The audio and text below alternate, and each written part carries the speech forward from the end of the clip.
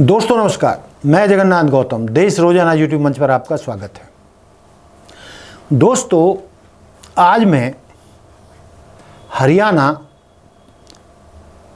में आई एक बड़ी मुसीबत के बारे में आपका ध्यान आकर्षित करना चाहता हूं।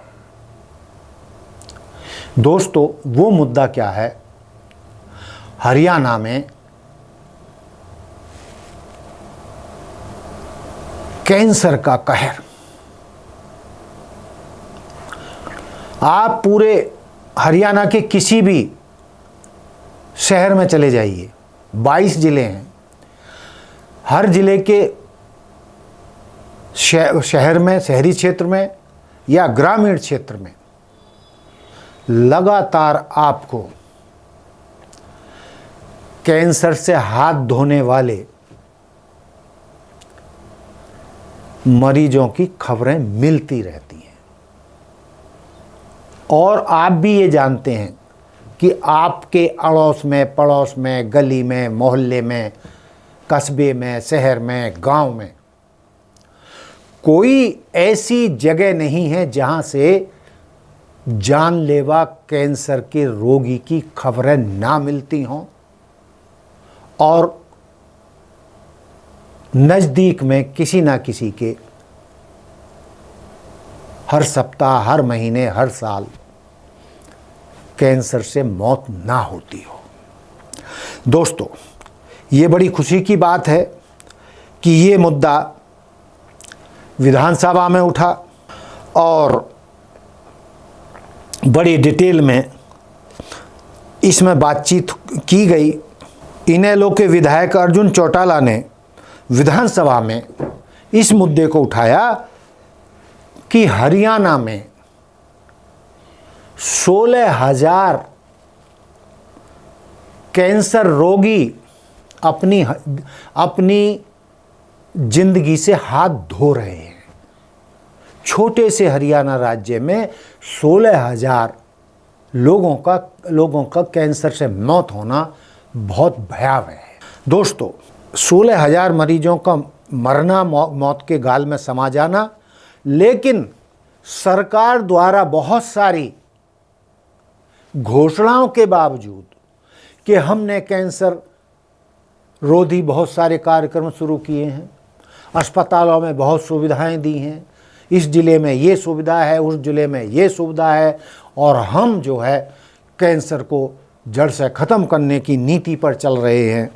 लेकिन दोस्तों स्वास्थ्य मंत्री आरती राव हों या पिछले स्वास्थ्य मंत्री रहे हों या पिछली सरकारें रही हों, हकीकत तो ये है कि कैंसर हरियाणा में लोगों की जिंदगी लीलने वाला सबसे खतरनाक बीमारी के रूप में उभरा है। 16,000 एवरेज कैंसर से आदमी हरियाणा में मरते हैं हर साल, और सरकार जो दावे कर रही है उसके विपरीत 30,000 कैंसर के रोगी जन्म लेते हैं।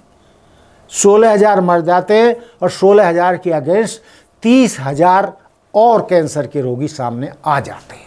सरकार बता रही है कि सरकार ने दावा किया था या हमने फैसला लिया था कि 1,10,56,289 लोगों की स्क्रीनिंग हम हर साल करेंगे, यानी पहचान करेंगे पूरे राज्य में कि कितने लोगों में कैंसर के जीवाणु हैं, बीमारी है या होने की संभावना है या प्रारंभिक दौर में है, जिससे कि पहले ही दौर में कैंसर की पहचान करके उन रोगियों की जान बचाई जा सके। लेकिन आमतौर पर क्या होता है कि 4 स्टेज में जाकर, लास्ट स्टेज में जाकर कैंसर के बारे में किसी व्यक्ति को या उसके परिवार को पता चल पाता है, और तब तक इतनी देर हो चुकी होती है कि उस कैंसर आखिरी स्टेज में जब पता चलता है कैंसर का, तो उस रोगी की जान बचाना लगभग नामुमकिन हो जाता है। दोस्तों कैंसर का इलाज इतना कीमती है, इसकी दवाएं इतनी कीमती हैं, इसके इंजेक्शन इतने कीमती हैं कि आम आदमी, मजदूर, दिहाड़ी मजदूर या 20-30 हजार रुपये महीना कमाने वाला परिवार या व्यक्ति कैंसर का इलाज अपने दम पर नहीं करा पाता, और जो सरकार दावे कर रही है उनमें उतना दम नहीं है, वो सच्चाई से परे लगते हैं। यदि सरकार इन्हें रोकने में कामयाब हो पाती तो हर साल 16,000 व्यक्ति कैंसर से ना मरते और 30,000 की औसत से हर साल ना बढ़ते। जैसा कि मैं अभी बता रहा था पीछे कि सरकार ने दावा किया था कि हम हर साल 1,10,56,289 की स्क्रीनिंग करेंगे, पहले ही पता लगाएंगे जिससे कि रोगियों को बचाया जा सके। लेकिन दोस्तों 80,000 लोगों की ही उस औसत में स्क्रीनिंग हो चुकी है। ये सरकारी आंकड़े हैं, हकीकत में सच्चाई क्या है कोई नहीं जानता। सरकार ने कितने लोगों को बचाया है, सरकार के पास, हरियाणा सरकार के स्वास्थ्य मंत्री के पास, स्वास्थ्य विभाग के पास कैंसर से बचाने के क्या प्रावधान हैं, उसका खुलासा सरकार ने नहीं किया है और सरकारी आंकड़ों पर आप यकीन नहीं कर सकते। दोस्तों जैसा कि मैंने पहले कहा कि कैंसर एक जानलेवा बीमारी है, किसी को हो जाए तो उसका बचना लगभग नामुमकिन सा होता है, और बच भी जाए तो जिस परिवार के सदस्य को कैंसर होता है वो आर्थिक रूप से लगभग कंगाल हो जाता है। क्योंकि कैंसर में कितना पैसा लगेगा, 10 लाख लगेंगे, 15 लाख लगेंगे, 20 लाख लगेंगे, 50 लाख खर्च होंगे, कुछ नहीं कहा जा सकता। सरकारी अस्पतालों में कैंसर के मरीजों का लगभग कोई इलाज है नहीं, और प्राइवेट अस्पतालों में जो इलाज है वो मरीज के परिवार वालों के दाने बिकवा देता है, घर बिकवा देता है, कर्ज में डुबो देता है। और जिस परिवार में कैंसर हो जाए फिर वो आर्थिक रूप से वो परिवार और वो व्यक्ति दोबारा जीवन में उभर पाएगा, ऐसी संभावना कम ही होती है। दोस्तों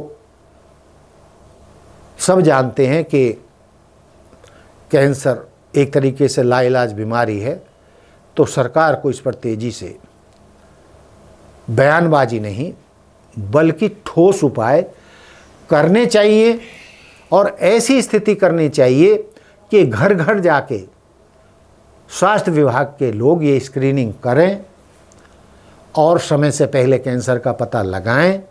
अब सरकार कह रही है कि 80,000 लोगों की कैंसर की स्क्रीनिंग की है।